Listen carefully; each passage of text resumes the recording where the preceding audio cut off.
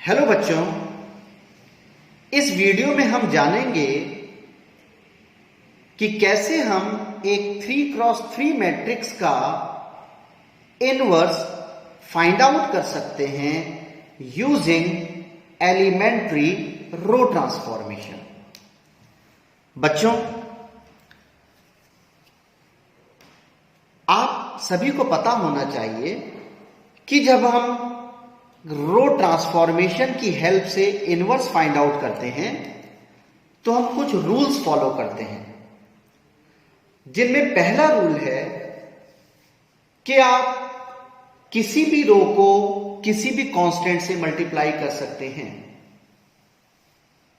दूसरा रूल है कि आप किन्हीं भी दो रोज को आपस में इंटरचेंज कर सकते हैं।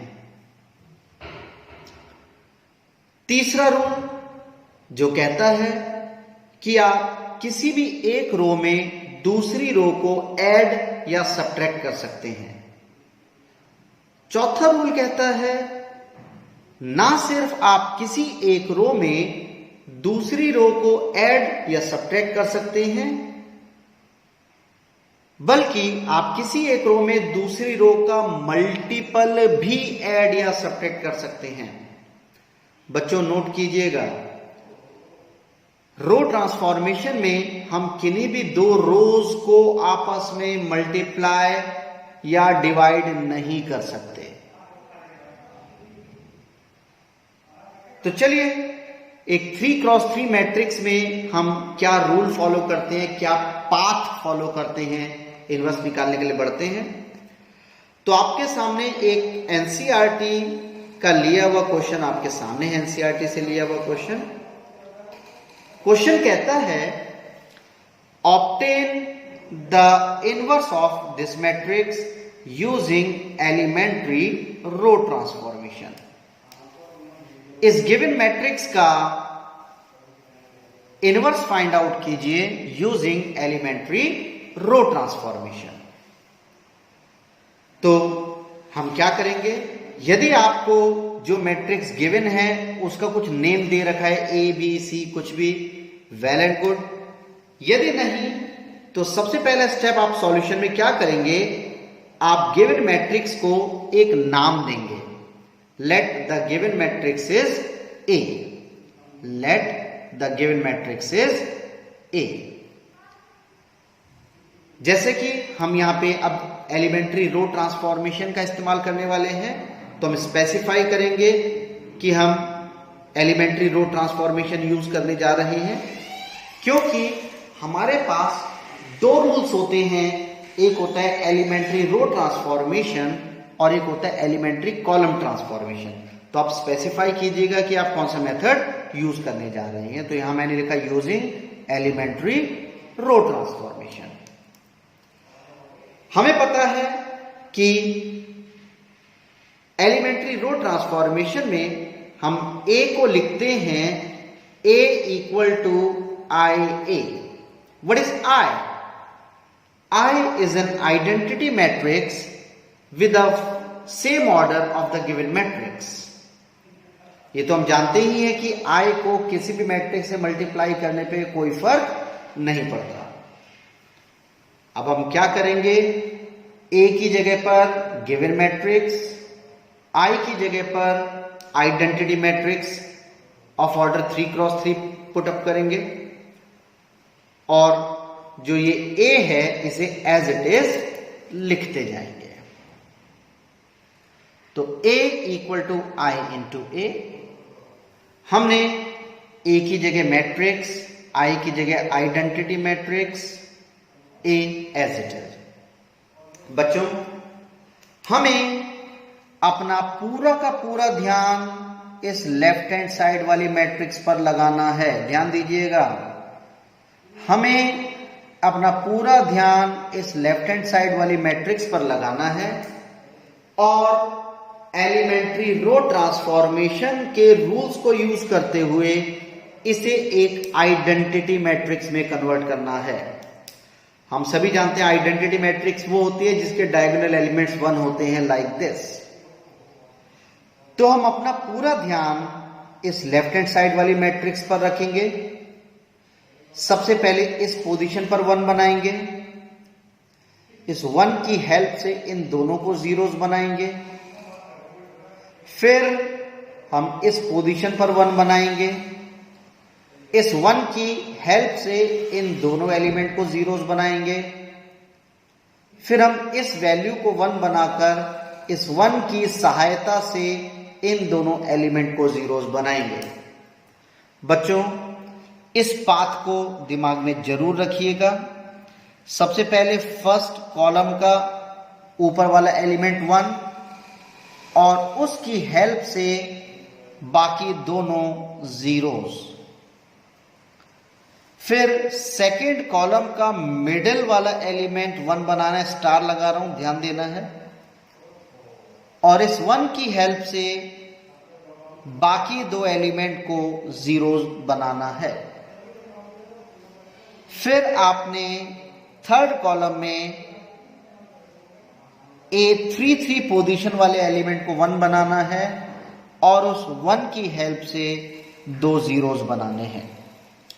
बच्चों, इस डायग्राम को यूज करने का, इस पाथ को फॉलो करने का बेनिफिट ये होता है कि किसी ऑपरेशन को लगाने के बाद आपने यदि कोई पोजीशन पर 1 या 0 बना दिया तो आगे जो भी आप ऑपरेशन अप्लाई करेंगे वो इन वैल्यूज पे कोई इंपैक्ट नहीं डालेंगे, उनमें कोई चेंजेस नहीं आने देंगे। तो इस पाथ को फॉलो कीजिएगा। तो सबसे पहले जैसे कि हमें इस पोजीशन पर 1 बनाना था, बच्चों पुरानी वीडियो में मैं आपको बता ही चुका हूं कि 1 बनाने का सबसे आसान तरीका होता है कि उस पर्टिकुलर पोजीशन पर जो एलिमेंट मौजूद है उस पूरी रो को उस वैल्यू के रेसिप्रोकल से मल्टीप्लाई कर दीजिए। परंतु यहां पर 0 मौजूद है, तो अगर मैं 0 को रेसिप्रोकल करूं तो इंफिनिटी होता है, तो हम इंफिनिटी से मल्टीप्लाई नहीं कर सकते।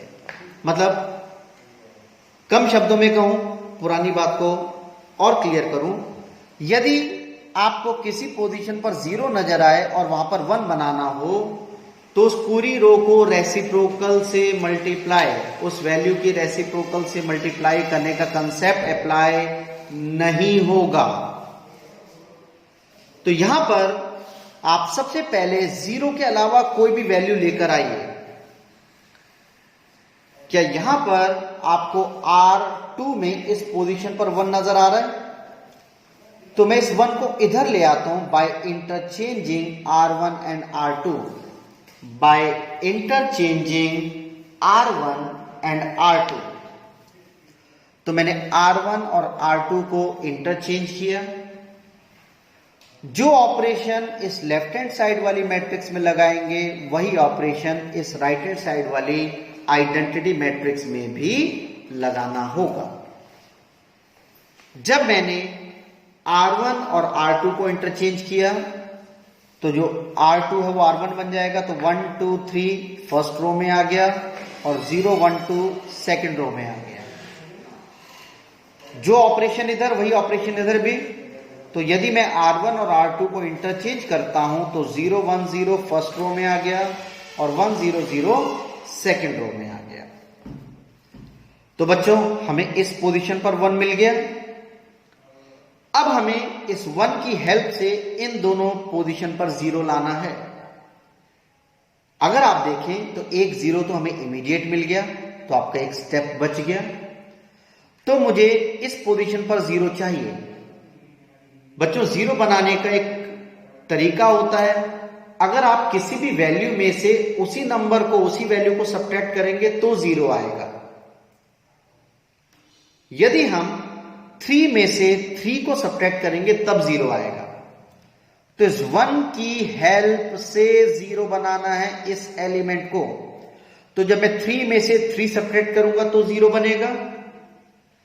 जैसा कि हम सभी जानते हैं कि 1 एक मैजिकल नंबर है।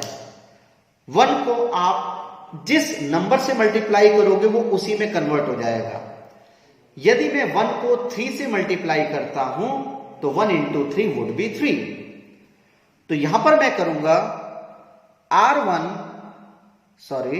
R3 tends to R3 minus 3 times of R1। बच्चों, ये आप जानते ही हैं कि हमें एक समय पर सिर्फ एक एलिमेंट पर ध्यान देना है, बाकियों में क्या हो रहा है डजंट मैटर।